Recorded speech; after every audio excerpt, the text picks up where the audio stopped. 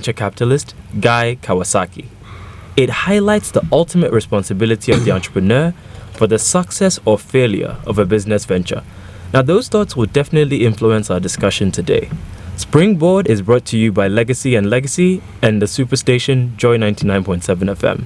The broadcast is made possible by the kind courtesy of MTN, Ghana's #1 network. We are also supported by EcoBank, the Pan-African Bank, and our print media partner, the graphic business. Thank you for joining us on Joy 99.7 FM and on Facebook, streaming digitally on Albert N.E. Okran, Comfort Okran A, and Joy 997 FM. My name is Jojo Okran, and I'm here with your regular host, Albert Okran. So we also are live on Archbishop Gideon Titi-Ofei on Facebook, and on behalf of the virtual academic board chaired by Comfort and comprising Matthew, Priscilla, Amos, and Emmanuel, I invite you to buckle up for an absolutely amazing ride tonight. Let's start by giving some props to Matthew, producer Bakupe. Matthew's birthday fell yesterday. He was writing some exams, so Charlie.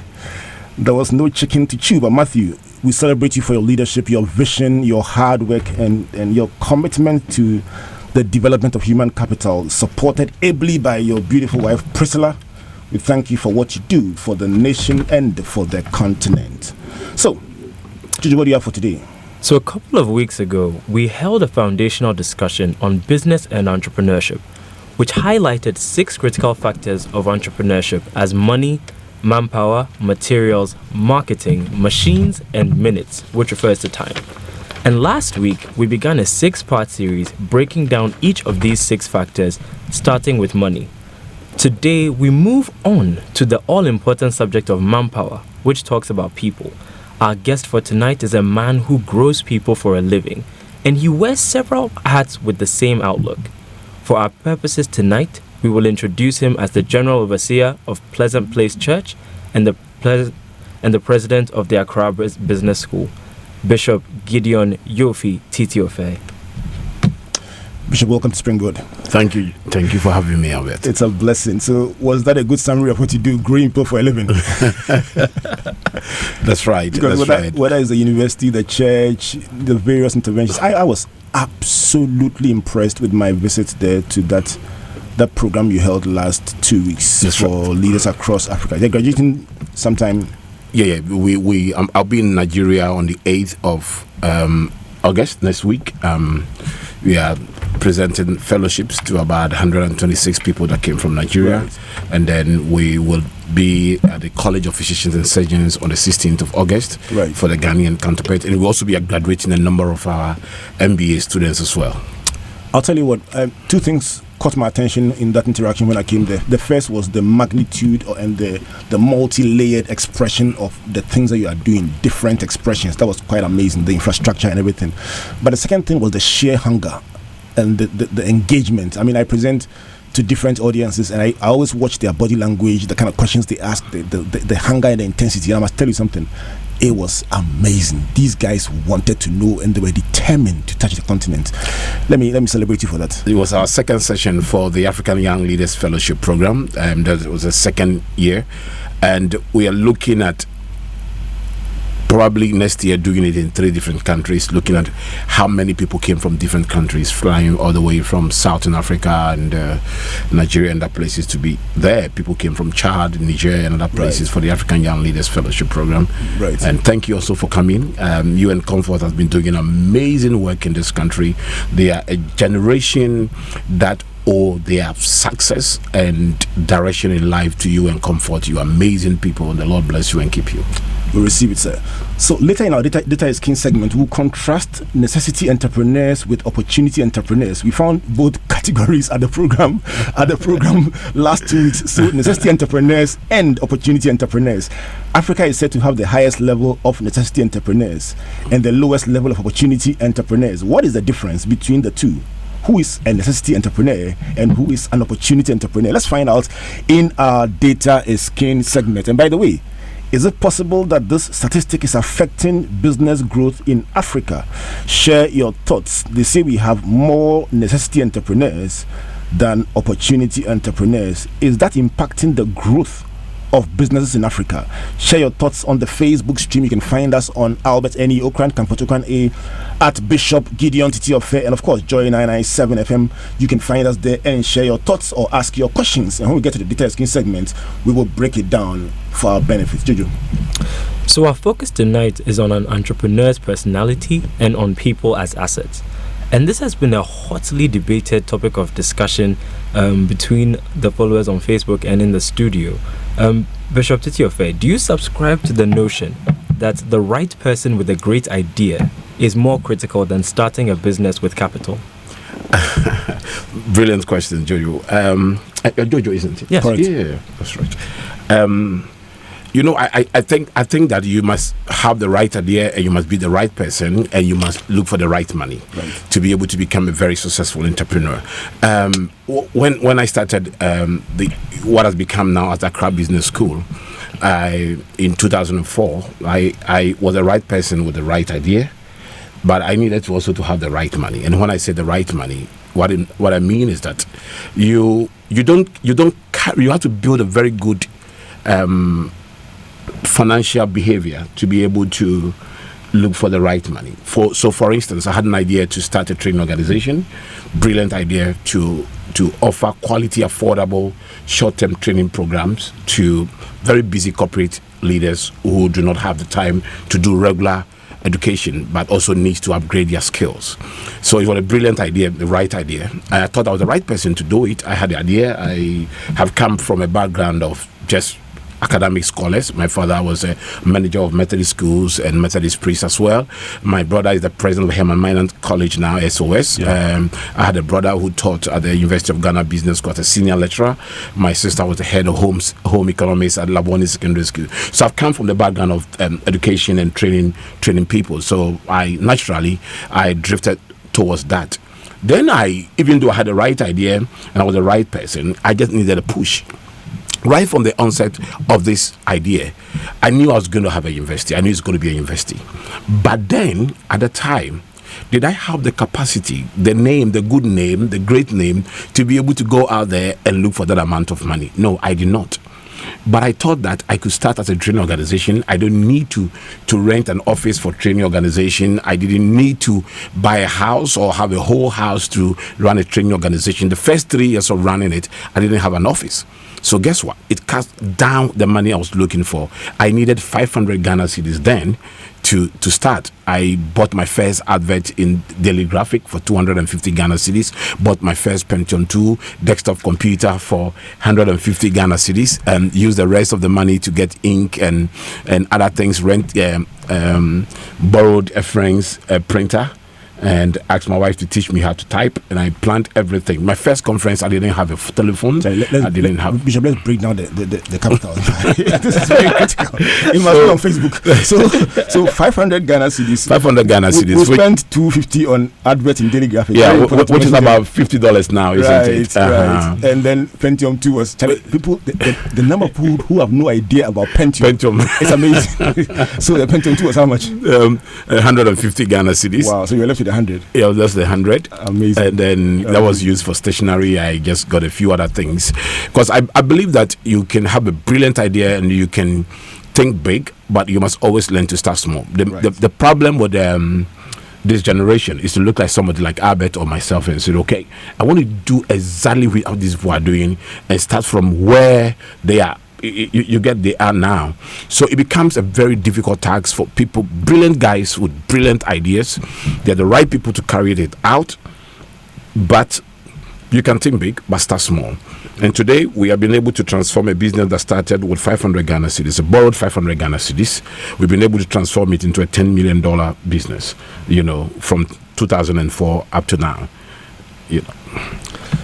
Wow. All right. So in Matthew 22 verse 14, the scriptures say it all. Many are called, but few are chosen. Mm-hmm. So you see, when I hear these stories, I feel like, Charlie, I can do it, but the hustle. So Bishop, tell us, what is the difference between those who make it and those who don't make it? What's the typical, because I have a feeling that the entrepreneurial orientation can be found in pastors, in teachers. Entrepreneurship is not a profession. It's a way of thinking, in my opinion. Right. Is that correct? I agree. Right. So, what do entrepreneurs have in common? Pastoral entrepreneurs, educational entrepreneurs, musical entrepreneurs. What, in your opinion, is the common thread that runs through them? The first thing is conviction. Right. You need to believe in your dream. A believe in yourself is called confidence. A believe in someone is called your confidant. A believe in Jesus is called conviction. But a believe in a dream is called conviction. First, you need to have a dream. Every entrepreneur has a dream. It's the mental picture of your desired future image. You know, where you want to go from where you are, what you are starting, where you want to take it. So every entrepreneur has a dream. The next is comprehension, having an understanding of what you are doing. Every entrepreneur tries to study and get a clear-cut understanding of what he wants to do. I remember when I was branching from the study of theology to the study of governance and leadership, there were many of my friends who thought that I was backsliding. They thought that, listen, Titi-Ofei, God has not called you to do this. God has called you to preach. But I just wanted to have comprehension about what the Lord has called me to do. I also believe that every entrepreneur builds companionship, builds friendship, is able to create social capital, is able to create people around him with the right balance of skills to be able to benefit from that. Again, I believe that concentration, every entrepreneur is focused. I remember when we started, we said we wanted to do quality, affordable, short-term training program. I had people who came to me with all manner of suggestions when we were succeeding, came with all manners, but I stuck to that. I said quality, affordable, short-term training program. I do not expect my courses to travel beyond a certain duration. I do not want to charge a certain amount, and I want to run it on a weekend. We've been running on a weekend since we started. Had people who came to me and said, why don't you run a course on a weekday? Is going to work. I focus. The next thing you will see in every entrepreneur is commitment. You see, why you are not devoted to, you cannot develop. So you need to commit time, you need to commit resources to what you do. These things run through a lot of entrepreneurs. So it is conviction, it is comprehension, it is companionship, it's concentration, and it is commitment. These things should be captured in a book. Is it one of your books? yeah, it's something I'm developing. Absolutely brilliant. And I think one of the things that you said that struck me was that entrepreneurs study. They study the field that they are interested in. So looking at the current educational system, would you say that it's designed to be pro-business or pro-entrepreneurship? I think that our current educational system basically is basically designed for nothing. Because a nation's educational system should be weaved around the nation's vision. So you go to even China or Japan or any country, they say, okay, in the next 50 years, we are looking for this number of doctors, we are looking for this number of teachers, we are looking for this number of telecommunications specialists, we are looking for this number of ICT. And then from kindergarten to primary school to second, they start preparing, and it's in the national curriculum, and they build towards that. We really do not have a national vision, and so therefore we are unable to build content in educational systems that can encourage anything. So we throw people into the university, and we believe God that they come out and find something to do, especially in the sense of entrepreneurship. Now, Albert, I run a university, right, and to be able to get your programs through accreditation and other things, a certain group of people are expected to lecture on the program. And in most cases, we're in a country where we are talking about how we are not bringing industry to the classroom. Children leave the classroom and they are unable to perform. Basically, I hire people and you have to retrain them. You have people with a BSc accounting come to your office, and basic things they don't understand, you have to basically retrain them. People who even go to school and say they have done graphic designing come to your office, and they can simply design this thing. It's also so with entrepreneurship. It's because of the kind of people we put in our lecture halls to lecture our children. You go to university, you're a brilliant guy, you get first class, and then you're encouraged to stay on as a TA. So TA, and then you are sixth, and then they encourage you to do an MPhil in entrepreneurship. You do an MPhil in entrepreneurship, you move from there, and then you do a PhD in entrepreneurship. So imagine putting that person in a classroom to lecture on entrepreneurship. you won't bring industry to the classroom. And so if you haven't paid salary before, it is difficult for you to understand and appreciate the real work of entrepreneurs. Absolutely. If you haven't created a business before, you can appreciate the challenges of entrepreneurship. It's like teaching in a Bible school and teaching pastors when you have not pastored before. You simply do not understand what happens. And that is the major problem that we have. Imagine, I was telling a group of students, and I said, we want to do a project called the Makola Entrepreneurship. And I said, go to Makola, you will find a woman selling tomatoes, which is very perishable. This woman has sold tomatoes for 20 years. He's been able to build a house, he's been able to train a doctor, he's been able to train an engineer, and still is at a market selling tomatoes, and he's expecting to pass it on to someone else. It takes a real kind of entrepreneurial skills to be able to do that. And so that is the problem.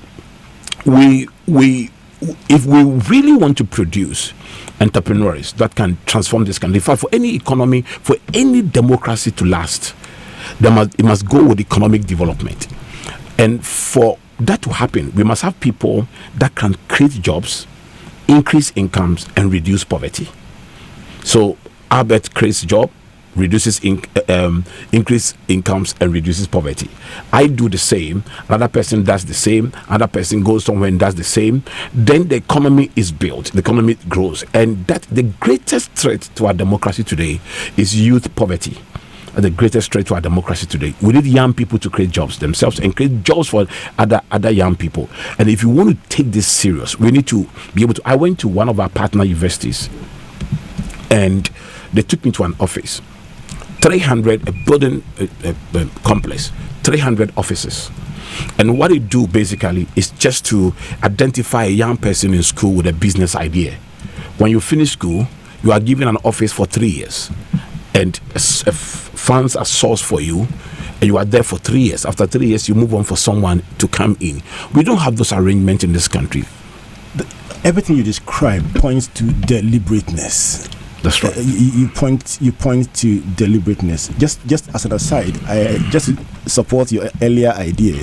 When I was doing my MBA, we had a lecturer who had not been in business before, and in a very heated debate about the things he was teaching, he just buckled down and said, "You know what? If you put him on the field, he can't implement what he's saying." Right, 5 minutes after the lecture, we filled the assessment form and said, remove this guy. Within an hour, he was off. Stephen Adair just took him out. That's right. Because you can't stand in the lecture room and say that. And he was out. It just tells you that something must be corrected. Yeah. We had an MBA with Australian Institute of Business. They insisted that they would prefer someone with an MBA finance with 10 years working experience in a top position in a top organization teaching their MBA finance than a professor in finance who has not worked before. Yeah, makes sense. And if you walked into that MBA lecture house, it's like bringing industry to the classroom.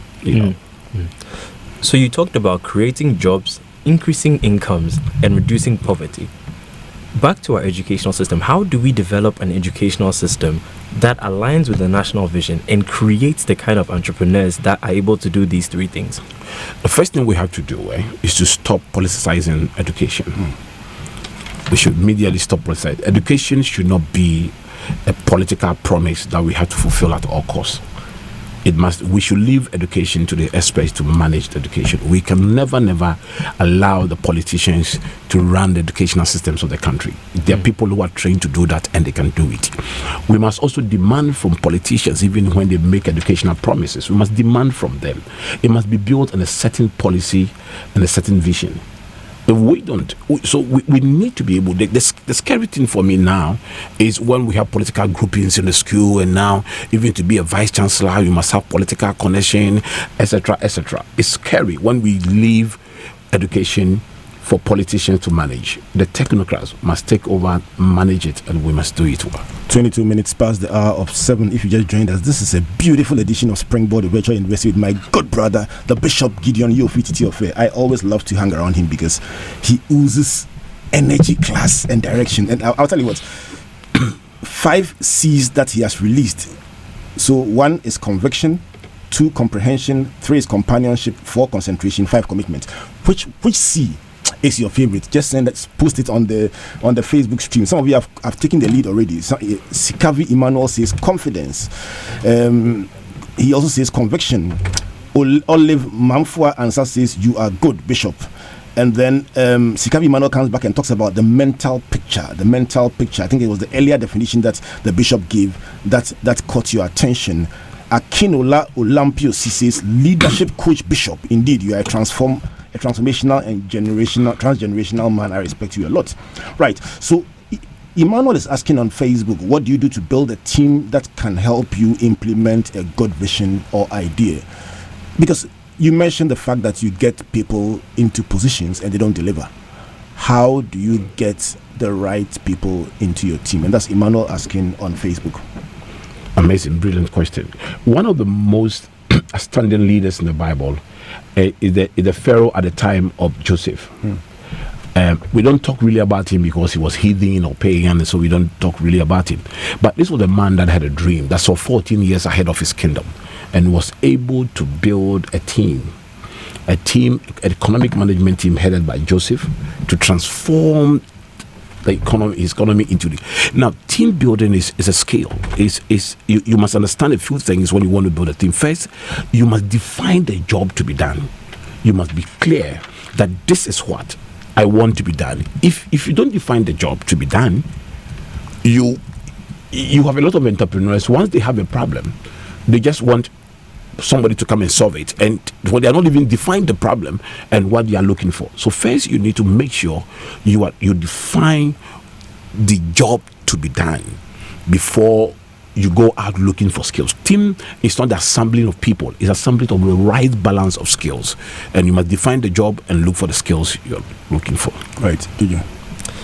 So one of the things you mentioned was that Pharaoh was great at building a team. But for people who may not yet be pharaohs, may not yet be leading nations and have a small business, what should they be looking for in their first hire, in somebody who is coming along with you for the long haul, for the journey, so trying to build that business together? What are you looking for in that first hire? Okay, so let me tell you what we did with when we started and what we are doing now. My human resource policy is discover, develop, retain. So what we do basically is to look for young people who are hungry for success and who are ready to learn. So we have people who have walked into our office with nothing. They have no degree, they have nothing. But the hunger, the passion, talking to that person over a long period of time, asking the person to go and come back again, and sometimes getting the person on the job without even an appointment letter, and getting the person find something in the job to do, and creating a leadership development environment, and sitting by and looking at them and how they go about things. We have had people who have come into our institution without a first degree. Today they are doing master's degree. So our policy has really worked for us. Take your time. People start businesses, small businesses, and they think that when you employ someone who cannot use all his skills because you don't have the capacity for the person becomes very discouraged. So look at the size of your business and define the job to be done. Don't rush to employ anybody. Call many. Take your time and choose from it. Create a skill bank and take your time to choose from it. Your business will not collapse if you don't employ somebody within the next 24 hours. And I've had people who will rush and employ people within the next 24 hours. To build a team, you just need to define the job to be done. Be clear in your mind. That is the first thing. And then you can go around to look for the person. The first thing you must look for is passion, that ambition, that appetite, that hunger in that person.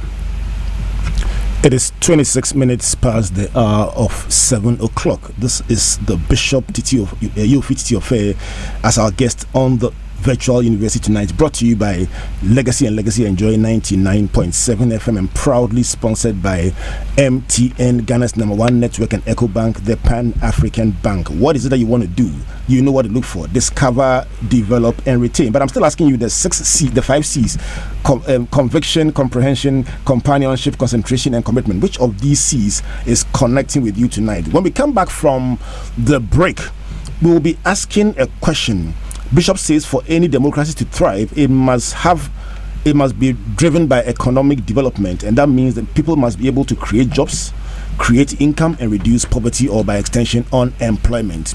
We want to tie that to the thoughts of our own Amos shared in his article that was featured on Kenya Airways, the Kenya Airways In-Flight magazine, where he boldly says that if we will deliberately transform the unemployment situation in Africa and by extension sub-Saharan Africa, every graduate must be one of two things: either a bold entrepreneur who aims at employing 5 people, or an intrapreneur who works so well within a business that the business grows and adds on 5 new people. So by your actions, either as an entrepreneur or an intrapreneur, you must bring on 5 new people into the employment mix. When I come back, I'll find out from Bishop his thoughts on that. But this program is brought to you by Legacy and Joy 997 FM, and proudly sponsored by MTN and EcoBank, the Pan-African Bank. Let's take a quick message from our sponsors, and when we come back, let's find out about deliberateness. Please don't go away.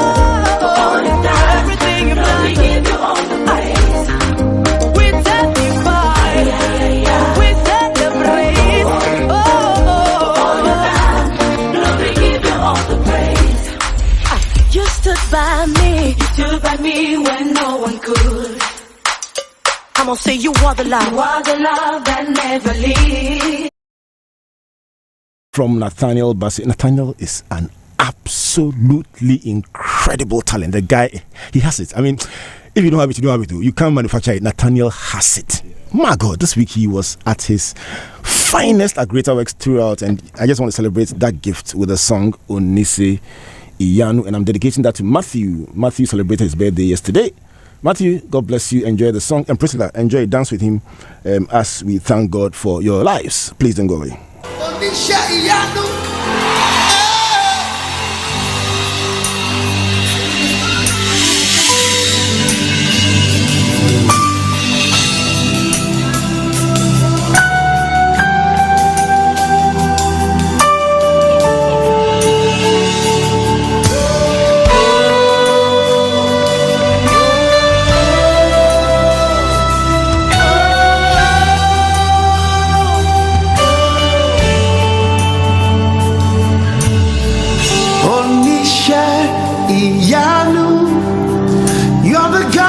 Awesome wonders, I've tasted of your power.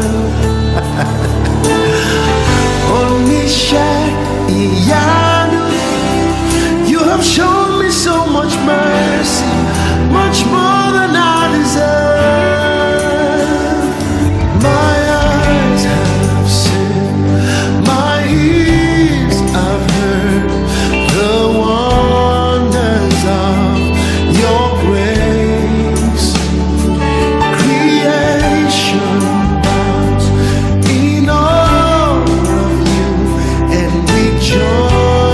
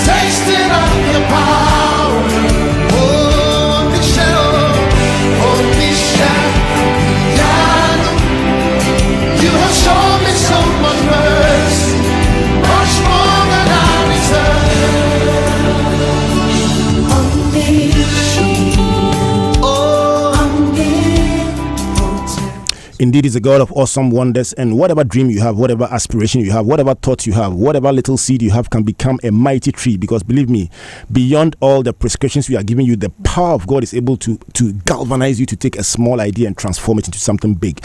It's now time for our Data is King segment. I want to stick with the thoughts of African entrepreneurship. And so, Amos, we are trying to contrast opportunity entrepreneurs and necessity entrepreneurs. What is the statistic we have there? Just read it for us. So the statistic we have here says Africa is the region with the highest necessity entrepreneurs. And who are they? So necessity entrepreneurs are those who turn to entrepreneurship as a last resort. They are broke. They've done everything, and entrepreneurship is the last resort. Or they are broke and they get an idea and they pursue it. Yes. All right. And what are the opportunity entrepreneurs? And opportunity entrepreneurs are people who have actually deliberately scanned the environment. They have identified opportunities, and for them, entrepreneurship is really what they want to do. Right. And they've scanned the environment, identified a specific opportunity, and pursued it. Give us some numbers on those two. Okay, so when you look at other regions, for instance, in North America, about 84% of entrepreneurs are actually opportunity entrepreneurs. When you come to our world, it's the reverse. You have about 30 or 34% of entrepreneurs being opportunity entrepreneurs. So many of them is it's highly skewed. Bishop, the reason why I'm bringing this one up, I'm just beginning to wonder, because if hunger, if lack, if difficulty is the main reason why you go into business, isn't it possible that once you get food, clothing, and shelter, you won't grow the business beyond some point? The passion that you talk about will not be there. Well, I think that if hunger drives someone into entrepreneurship, it also tells you, because hunger could have driven someone into stealing, armed robbery and other things. Once it drives you into entrepreneurship, it means that the person wants to solve the hunger problem. He just doesn't want to have food to eat today and wait for tomorrow. He wants to solve the hunger problem, and he might not even be solving the hunger problem for himself alone, but will also go ahead and solve it for others as well. You know, if you've gone through something and you get out of it, you begin to sympathize. You can identify with other people who have gone through that. If most people that have become very successful and are donating their wealth to solve the world's problems are people that went through similar problems. They could identify with it and help people. There seem to be two categories of these people. There is those who let their hunger drive them all their lives, and therefore they keep running and keep pushing. But there's a second category that sometimes want to make a statement about where they've come from and how it is well with them. That's why they buy the 20 cars, 30 cars, just to tell the world, actually, I'm no longer the hungry person. That sometimes they want to catch up with everything they lost. Right. I remember when we were growing up, it was always difficult to have a 3 square meal on time. You have to wait for money to get home, and by the time money gets home, you are already hungry, so you have to buy food from outside. And anytime we get some unexpected money, my mother would just say, listen, you guys wait, I'm going to prepare some food for you. I'm going to prepare some very serious food for you, and it prepares food that takes care of all the food we didn't eat over the period of time. So sometimes when poor people get rich, they want to catch up with everything they lost. Yeah, it's part of it. It is 24 minutes to the hour of 8 o'clock. If you just joined us, this is Springboard Virtual University. My name is Albert Okran, and I'm partnered today by Jojo Okran. Right, and our guest is the Bishop Gideon Titi-Ofei, my great brother, and we are breaking down entrepreneurship with particular focus on manpower, people. I mean, that's what we do, developing people all our lives. That's what we've done, and that's what we'll continue to do for the rest of our lives. And Bishop, something you said touched me very much. The fact that when you tweak your mission differently from how people are used to, they question the authenticity of the vision. So you are a pastor and you spend your time on leadership and governance, and they say, did God call you? Listen, it must be soul winning. Is there no space for people to express that same calling but in different ways? I've had that question asked several times about how passionate am I about Christ, and I laugh because that's all I have. I mean, right. He's all I have, but he's giving me a mandate to express it in a particular way. That's right. So when you choose to be different, it's always the case that people feel, why are you attempting to be different? If this was right, other people would have done it anyway. But if nobody is doing it, then why are you doing it? So it's normal. But for me, nobody holds the monopoly to the mind of God, isn't it? So you must move with your conviction. I believe that conviction is one of the greatest keys to success. Right. To success in life. Yeah. Good evening to you, Ludwig Clogy of the National Democratic Congress. You are reminding me that today is your birthday. Shall I celebrate you, bro? You are listening to Springboard Virtual University, and today is your birthday. Charlie, enjoy the show and let's build our country and let's build it big time. Jojo. So fascinating conversation being had right now on the subject of being different. So one of the most important aspects of being different is you have to be a risk taker to be different. But you also have to be a risk taker to be an entrepreneur. So how much risk is enough? As a minister, are there points of convergence between, say, exercising risk as an entrepreneur and exercising faith? Okay. So there are a lot of young people who think that taking a risk is doing something crazy, and for me, taking a risk is not doing something crazy. But taking a risk is having the courage to confront your fear. Anytime you are starting something new, there will always be that fear. I've always been telling people that when you meet somebody who tells you that, I don't fear anything, don't mind that person. Because we all have things we fear. What has made us who we are is because we chose to confront our fears all the time. Now, so a risk taking in any business is confronting what you fear. And there are different things when you're starting a business as an entrepreneur that will scare you. Number one is the fear of failure. For instance, I remember when we had put in an application to the National Accreditation Board to become a university, and the National Accreditation Board had asked that we need to have a certain level of infrastructure development to be able to become a university. I need to walk in there and look for money on a loan, very expensive loan, to come and buy a facility and get it ready.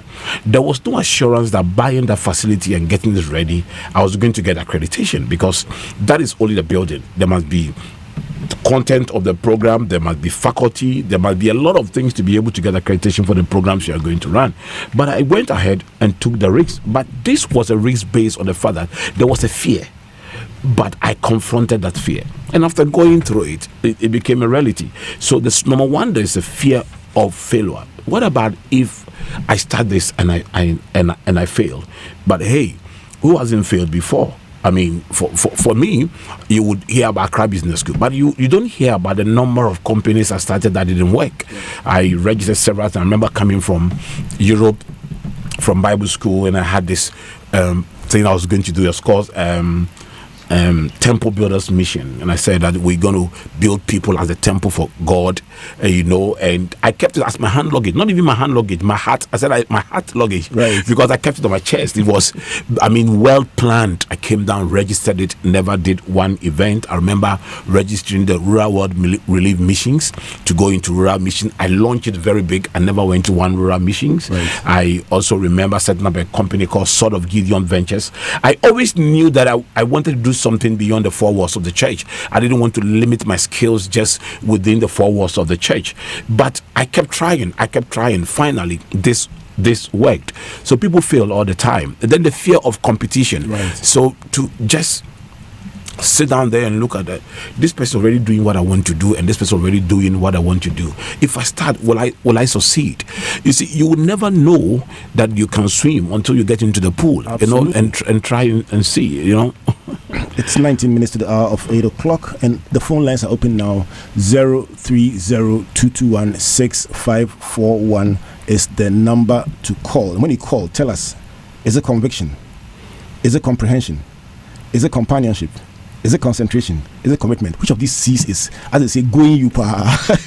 Is it conviction, believing in your dream, comprehension, understanding it, companionship, building social capital, concentration, focus, and then commitment, driving. Jojo, bring us the message from EcoBank while we wait for the calls to come in.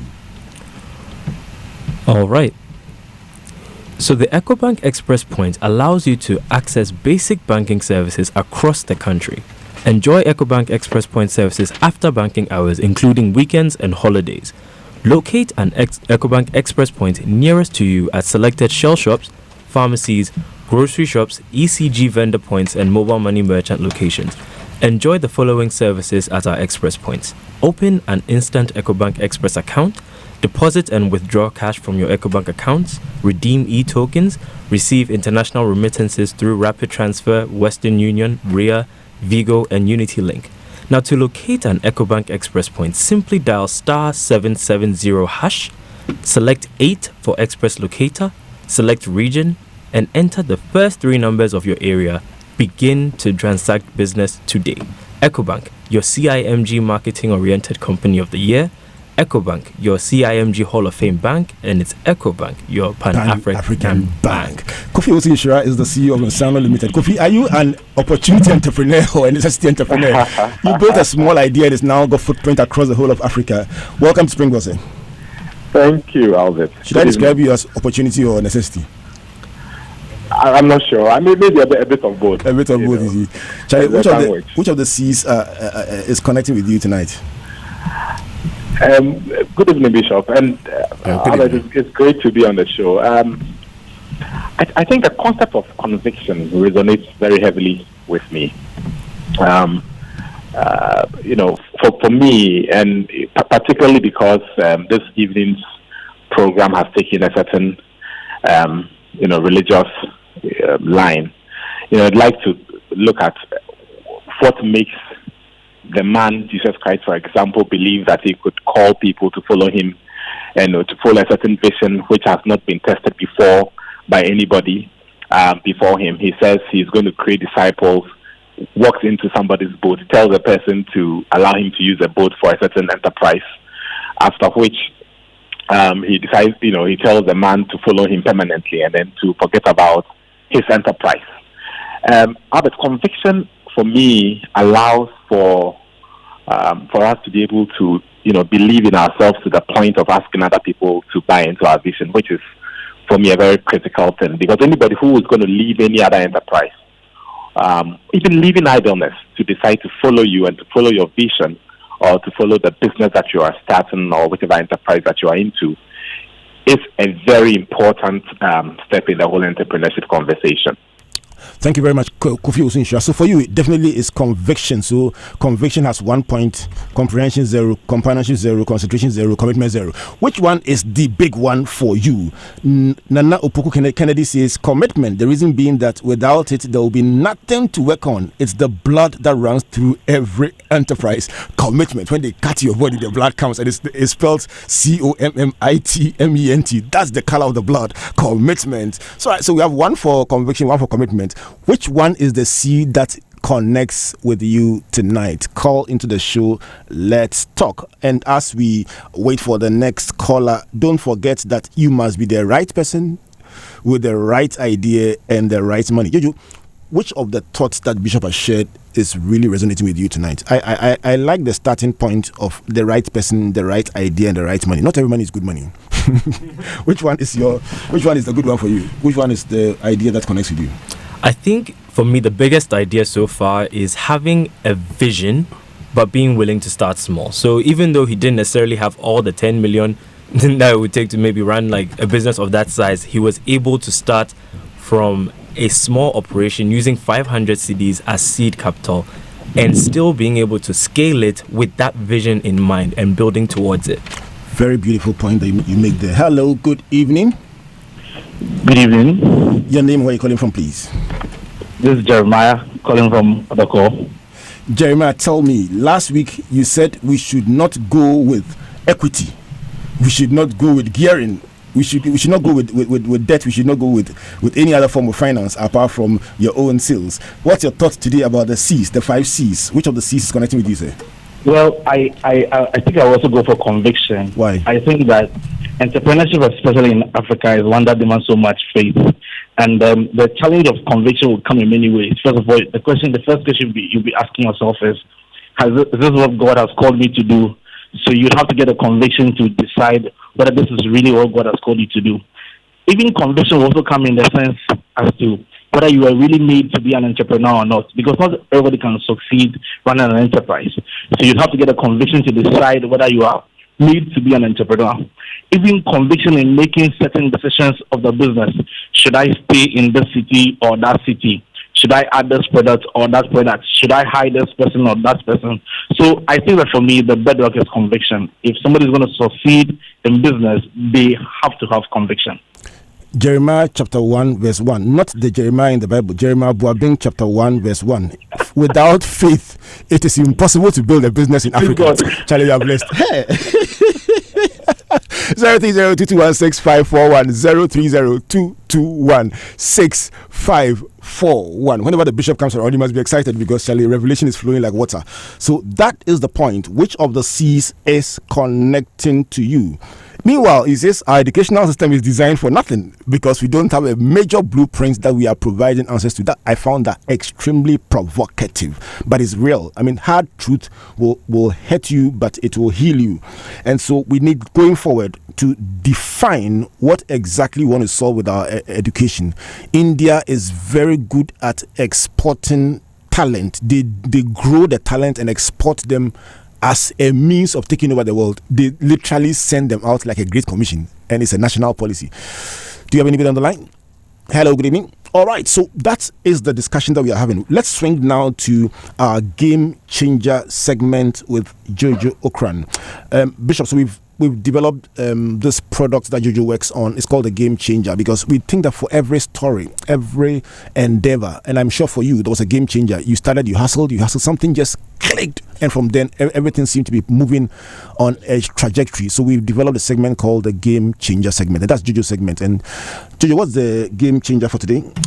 So I was watching television on a rainy day last week when I heard a sound that triggered some childhood nostalgia. Now, it sounded like the familiar honk. Do me a favor, let's start it afresh. Thank you. Sure. I was watching TV on a rainy evening last week, and I heard a sound that triggered some childhood nostalgia. It sounded like the familiar honk of a yogurt seller's horn, but given the weather at the time, it struck me as odd. So to figure out what was going on, I jumped off the couch and raced outside. And there the yogurt seller was, soaked to the bone, but still pushing his cart, blowing his horn and trying to make a sale on a deserted street. And I couldn't believe it. I asked him why he was still working after he had been beaten and soaked by the rain. Hadn't all his customers fled inside to avoid the downpour? And he hesitated for a second. Then he said, "If I want to eat tonight, I have to make sure I sell.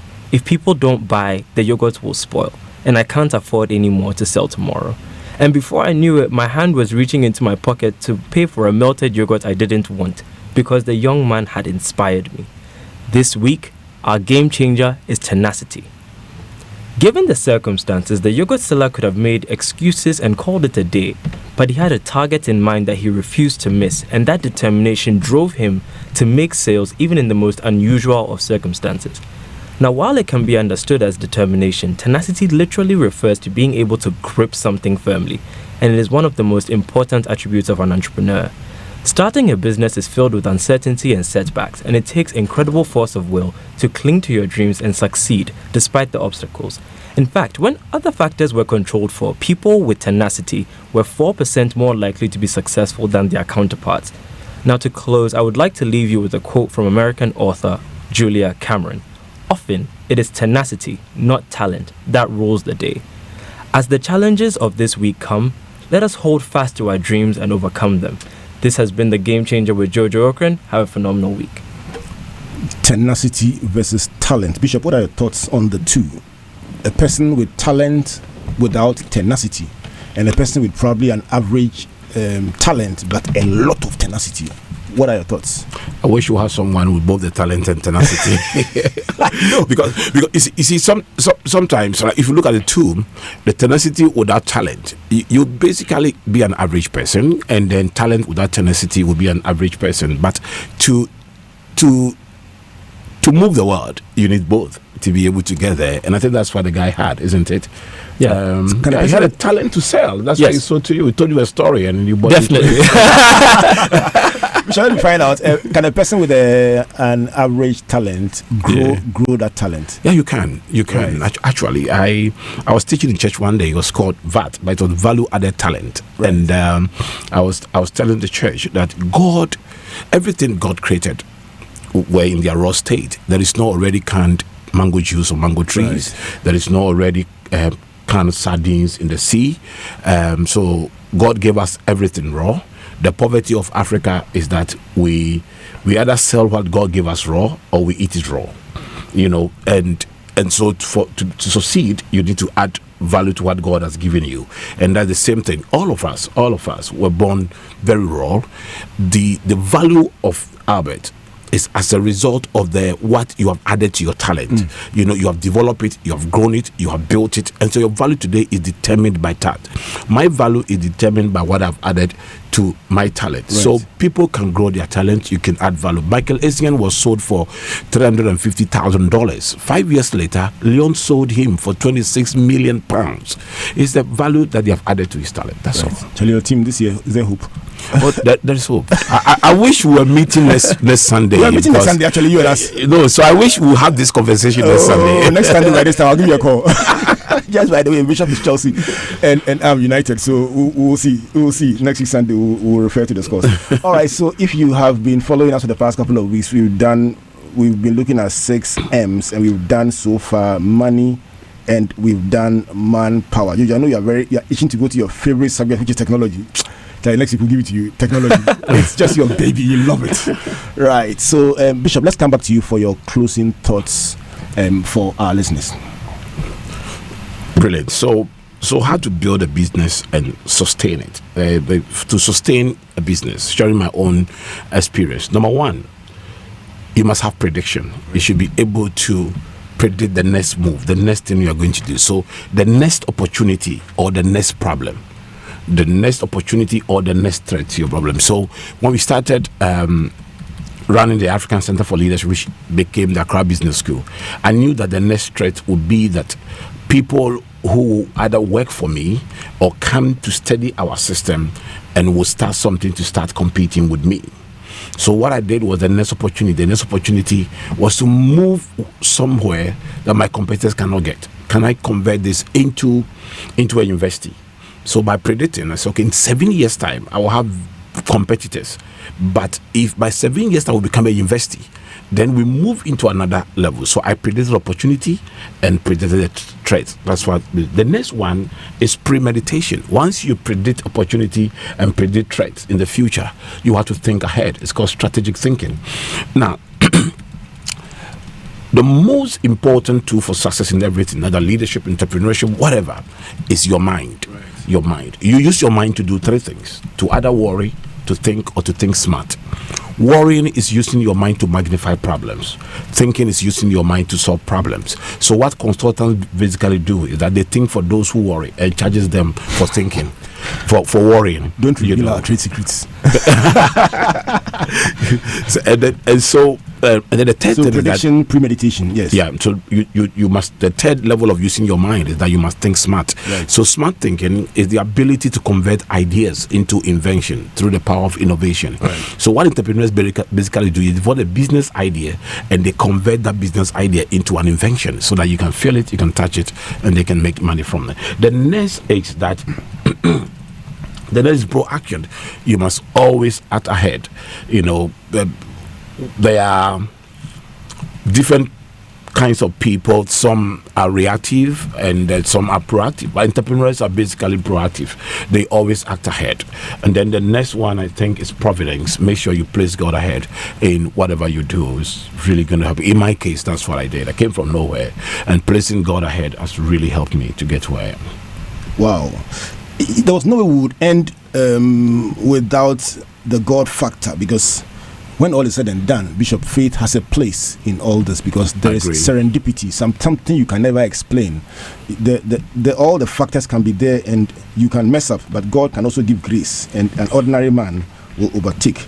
Let's remind us all that on a walk with Jesus tonight, it's about divorce and remarriage. What does the Bible really say? And that will be hosted by Pastor Ato Aqua, my brother, hosting Reverend Oscar Siripi, who is a marriage counselor.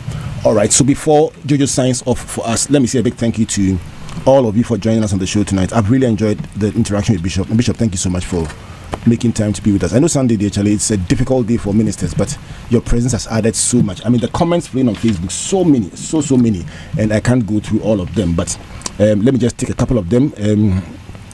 Nibo Moka Abudu says, lovely. Irene Amma says commitment. You can never have enough of Bishop. Miles Hagan of UMB says powerful and insightful, really inspired. Goody Asempa says conviction, making the dream a reality. Aaron Odua Mensah says until you take the risk, you cannot see what is birthed inside you. Queen Lena Israelina says, wow, this is great. So Bishop, thank you for making time and for spending the evening with us. Jojo, take it away. A big thank you to MTN and EcoBank for sponsoring us. Thanks to the graphic business for the support. My name is Jojo Okran, and I have been with Reverend Albert Okran, and on behalf of Team Springboard, comprising Comfort, Matthew, Priscilla, Amos, and Emmanuel, we say thank you for spending some time with us tonight. Coming up next is A Walk with Jesus. Till we come your way. God bless you, God bless you, and God bless you. Good night. In our minds, but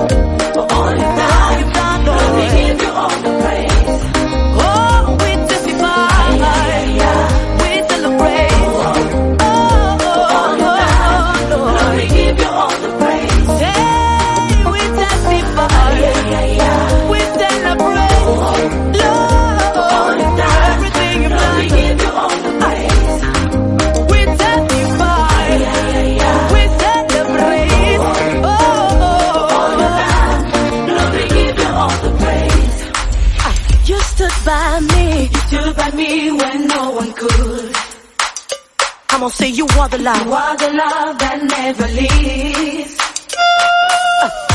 I am here to testify, Lord. Come on. Of how you took away my shame. Now listen. You made something out of nothing. Hey, I can't deny your love for me. I can't deny your love for me. I'm in a love forward. I'm in a love forward. Life is not the same again. We testify. We celebrate for all you've done, Lord. Let me give you all the praise. We testify and we celebrate, yeah, for all you've done, Lord. Let me give you all the praise. We testify, for everything, Lord, for all you've done. Let me give you all the praise. We testify, we celebrate, we celebrate. Let me give you all the praise. This is my day of victory. For everything you've done for me, I gotta stand and testify. This is my day to celebrate. For everything you've done for me, I gotta stand and testify. I gotta dance and testify. Come on, come on, come on.